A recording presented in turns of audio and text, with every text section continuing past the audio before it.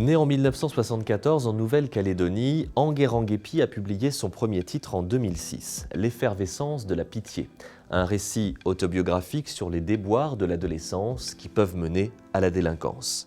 2 romans vont suivre, L'Éclipse, inspiré des 3 jours entre la mort et la résurrection du Christ, et Marie-Madeleine, cette femme énigmatique que les Écritures présentent à la fois sainte et prostituée.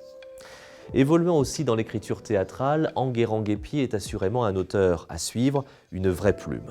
Changement de registre avec ce nouveau titre, Un fauve, par lequel l'auteur nous ramène au début des années 1980, et plus précisément le 16 juillet 1982. Ce jour-là, en fin d'après-midi, l'acteur Patrick Devers se donne la mort, il a 35 ans. Un geste incompréhensible pour ses proches puisqu'il était en plein projet cinématographique et semblait avoir chassé ses démons. Alors que s'est-il passé ce vendredi d'été? Que lui a-t-on dit lors de ce fameux coup de fil qui semble l'avoir fait basculer? Quelles étaient les vraies fêlures de ce comédien surdoué que les journalistes avaient pourtant pris en grippe?